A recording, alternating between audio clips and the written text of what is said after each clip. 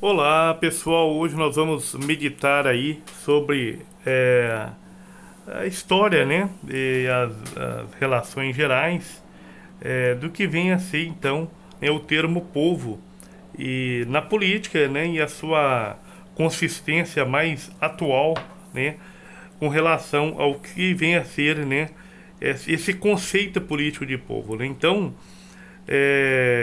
povo, então, conjunto, então, das pessoas que vivem em sociedade e partilham, né, a mesma língua, no nosso caso aqui do Brasil, o português, né, a língua portuguesa, os hábitos, né, regionais, que o Brasil é um país muito grande, mas aqueles hábitos que são comuns a quem é brasileiro, né, aqueles hábitos de brasilidade.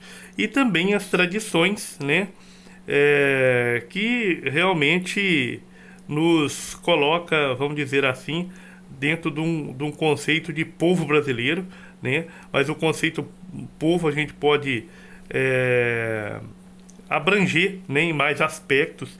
Também aquelas que estão sujeitas, né, aquelas pessoas que estão sujeitas às mesmas leis, né? Então, a mesma língua, as mesmas tradições, né, aos mesmos hábitos e também as mesmas leis, né, sob uma mesma Constituição. Então, uma das primeiras e mais conhecidas afirmações do conceito político de povo está muito ligada ao Estado romano, não é isso? Até mesmo na forma que o define, né? De fato, o único modo conhecido de definição de res publica Romanorum, né, está na fórmula dominante Senatus Populusque Romanus, que exprimia então nessa aproximação não disjuntiva, né, os dois componentes fundamentais e permanentes da Civitas Romana, né? Então, o Senado ou o núcleo das famílias gentílicas originárias representadas pelos pátrias, né? Tal como na Ágora grega, né? Na Ágora grega, embora a Grécia Antiga, vamos dizer assim, enquanto tese, criou, né? Cunhou a democracia, entre outros termos da política, ela não vivia numa democracia, né? Ela vivia numa aristocracia, onde juntava as principais famílias, na verdade, numa praça chamada Ágora, e ali então decidia o que era melhor para todos. Então, é muito interessante esse aspecto. Então, o Senado então, era o núcleo, né, daquelas famílias gentílicas originárias, aquelas famílias primeiras, representadas então pelos pátrias, né, pelos pais, né, e o povo, né, ou seja, grupo dêmico, né, ou seja, progressivamente integrado e urbanizado, que passou a fazer parte então do Estado com a queda da monarquia. Lembra que cai a monarquia, vem, né? é, é, é, então todo esse novo sistema, né? Que nós temos, inclusive, em vigor nos nossos tempos, né? Então o populus, né? Guiado pelos seus tribunos, capaz de atingir o consulado, né? Que na sua bipolaridade representava numericamente os dois componentes básicos do Estado romano. Então, nós vivendo então com a queda da monarquia, né, a república, né, ou seja, alguém que vai cuidar então através dos mandatários direto ou indireto do povo, no caso indiretos, né, da coisa pública.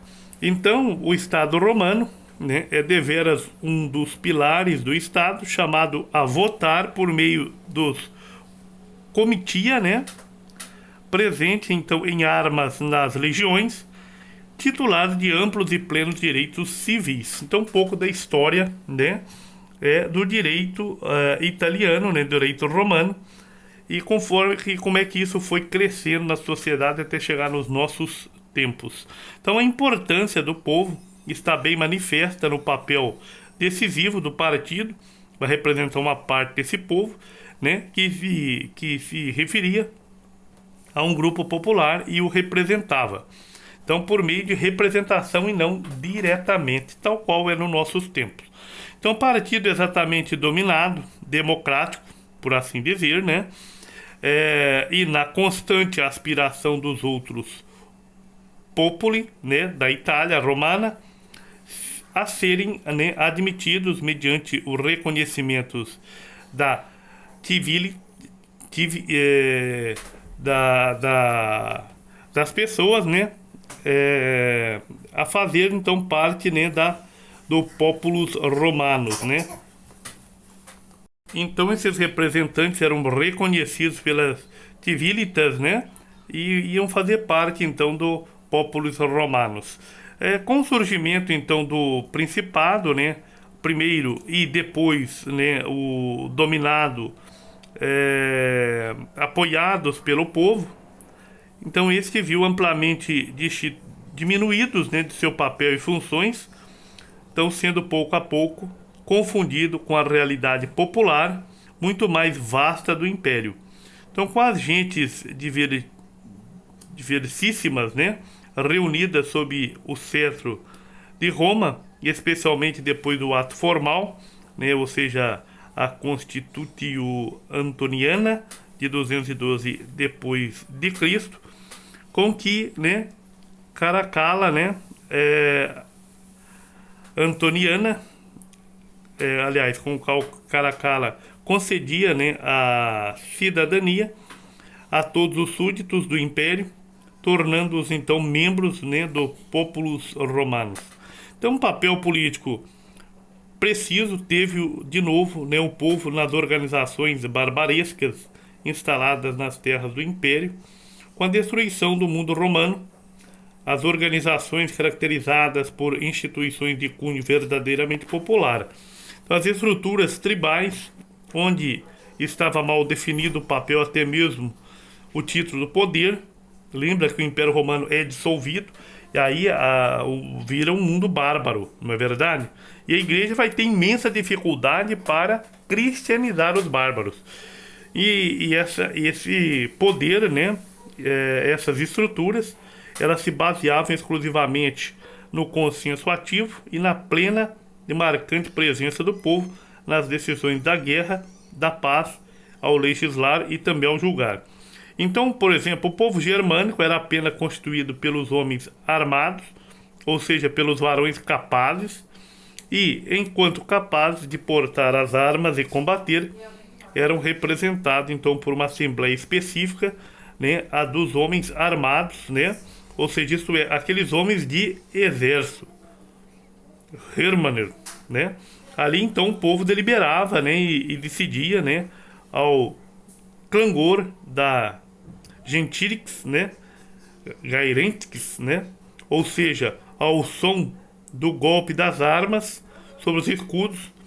Ali exercia seu poder eletivo, né, de mistura, no entanto, com elementos da nobreza, chefes militares e dirigentes religiosos, grupos que, com o andar do tempo, tomarão de fato em suas mãos, né, e de direito entre os francos a exclusiva direção da Assembleia. Mas no caráter das instituições, nas estruturas políticas, nos costumes, perdurará por muito tempo a influência decisiva e original do povo, né, na vida também das gentes germânicas no Ocidente. Agora, na progressiva estratificação social feudal, né, no período do feudalismo, foi depois interrompida, especialmente na Itália, pela organização comunal, né, comuna, com base local e urbana, né, se as primeiras comunas eram ainda totalmente feudais e auto-burguesas, elas então começaram depois a ser fortemente pressionadas por elemento popular, que constituía então a sua base social e pretendia fazer parte da estrutura política da cidade. Então nasceu assim aquele instrumento político que as fontes definem como o nome romano populus, né? Surgiu então a palavra povo enquanto conceito, né, como organização de um complexo núcleo social, como partido dentro da comuna. Então, uma maneira de participação do povo na vida política. Então, o povo, como partido, derivava, né, em realidade, da organização econômica corporativa e trazia, portanto, consigo todas as limitações dela, As artes estavam adscritos, né, tanto os chefes de oficina, os titulares do negócio, como também os prestadores de serviço associados, mas o poder de decisão, as opções fundamentais estavam reservados aos magistres, né, aos magistrados, aos autores de empreendimentos, titulares dos diversos negócios produtivos, em cujas mãos estava a parte mais relevante, né, aquela parte mais relevante do comércio e da vida econômica da cidade. Naturalmente, quem tem maior poder de ação age mais, isso é evidente. Então, o povo vinha constituir assim um partido formado predominantemente por pequenos homens de negócio, comerciantes e artesãos, ao qual se ligavam importantes interesses das vastas massas populares, né? Porque o povo, enfim, tem que realmente cuidar da sua vida, né? Trabalhar para cuidar da família, não tem tempo de se representar diretamente, que não por meio, né, dos intermediários. Mas de que se, vamos dizer assim, essas massas populares, né, se excluíam as contribuições políticas e decisórias das, dos não inscritos, né, nas artes que constituíam então uma simples faixa de trabalhadores meramente dependentes, afastadas de qualquer forma, né, de participação política. Bom, a essas limitações, o populus comunal bem depressa se fez notar com força capaz de uma enorme iniciativa e pressão política. Isso se evidenciou, por exemplo, na constituição de uma comuna própria, né, a Comune Populi, né, organizada primeiro como alternativa da comuna urbana tradicional, mas depois, de fato, né, a ela sobreposta. Então, da metade do século XIII em diante, a comuna popular torna-se a realidade decisiva e dominante nos centros médios e grandes da Itália setentrional e central. Então, o Capitanius Populi converteu-se em órgão superior ao antigo potestas comunal e ao Conselho do Povo, especialmente o mais restrito, a chamada Concilium Ancianorum, né? Então, bem depressa veio a constituir aí o verdadeiro instrumento das decisões supremas na vida da cidade. Muito importante isso. A gente não vive assim diretamente num país ou num estado. Nós moramos em cidades, né? Depois nós vamos fazer um vídeo todo especial sobre o federalismo, onde a maioria do dinheiro não deveria estar a nível nacional, mas a nível das cidades, como era no período monárquico, né? O dinheiro estava mais, né, ali nas cidades, na onde realmente as coisas aconteciam. É onde nós moramos, não é verdade?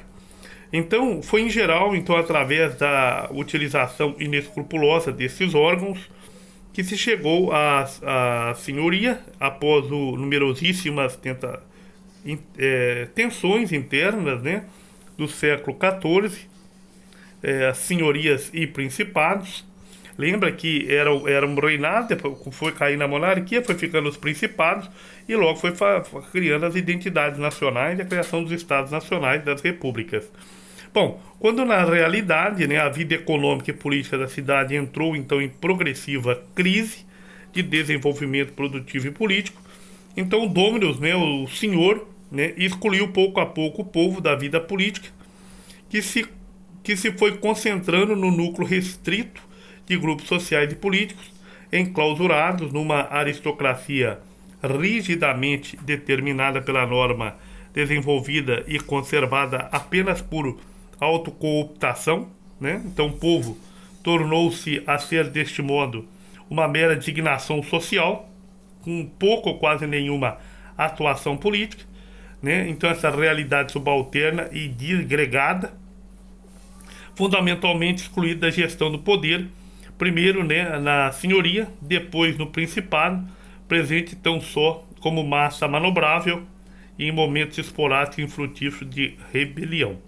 Então, realmente a gente vê esse traço modernamente, onde que nós temos, como dizia Mara Ferreira dos Santos, uma invasão vertical da barbárie, aonde é colocado para o povo, né, aquilo que ele não deseja, aquilo que não é da sua tradição e cultura, Só que isso não entra de maneira horizontalizada por um gosto popular, mas de uma maneira verticalizada, em que as suas lideranças já corrompidas ou compradas ou vendidas, então, né, lançam mão dos desejos do povo, dos desejos reais, e colocam novos modos, novas tradições realmente refutadas com antecedência de séculos e que não realiza, né, naquele povo, naquilo pelo qual é uma característica, né, da nação. Então, as lideranças vão se corrompendo e vão fazendo conforme eles e suas famílias querem e não segundo aquilo que o povo deseja. Isso é bem moderno, nós vemos claramente nos nossos dias. Então foi só com a redescoberta, no caso romântica, do povo, né, já em coincidência com a visão política nacional, que identificava o Estado com a nação e, portanto, dava novo e maior valor a tudo que se compunha à realidade nacional, que ele começou outra vez a ser sentido como possível sujeito da vida pública. Mas agora de uma forma não mais autêntica e real, mas de uma maneira romantizada, não é verdade?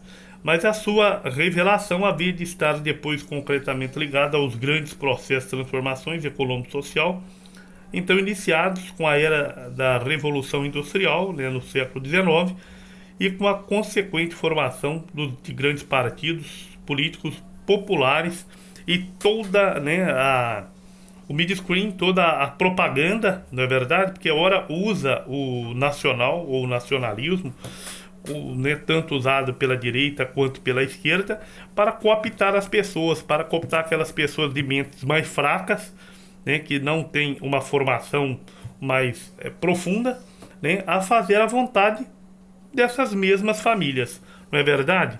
Então é o seguinte, a maior riqueza do Brasil ou de qualquer nação não é o que está debaixo do seu subsolo, mas é o que está acima do solo.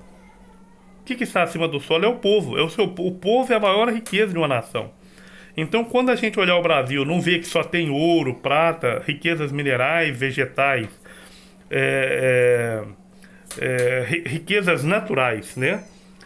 E animais e vegetais, mas ver que nós temos a maior riqueza, que é o povo daquela nação. Quando os governantes, quando o seu próprio povo se enxergar dessa forma, naturalmente chegará às esferas dos poderes pessoas mais humanizadas, mais preparadas, da onde verá que a grande riqueza de uma nação é seu povo e não aquilo que está debaixo do seu subsolo. Não é verdade? Porque se olharmos que a maior riqueza não é essa riqueza espiritual do homem que se humaniza, e sim uma riqueza mineral, então quer dizer o seguinte, eu estou dando mais valor àquilo que vamos dizer assim, do mundo das riquezas materiais, mais do que aquelas coisas que são de riqueza de nível espirituais. Ou seja, a maior riqueza de uma nação é o seu povo. A maior riqueza do mundo é as pessoas, são as pessoas. Entende? Então tudo aquilo que nós temos de riqueza debaixo do nosso subsolo ou acima dele deve ser usada para que as pessoas se realizem como seres humanos com toda a dignidade, com todo o respeito possível. Então estaríamos realizando então em mais alto grau então e reconhecimento de ser povo, um povo brasileiro, né? Ou um povo de qualquer nação que seja, respeitado, amado e realmente valorizado. Um grande abraço a todos, logo mais nós faremos vídeos acerca desses detalhes para entendermos mais profundamente a política e os conceitos de onde vieram. Um grande abraço, muito obrigado, curta e compartilha.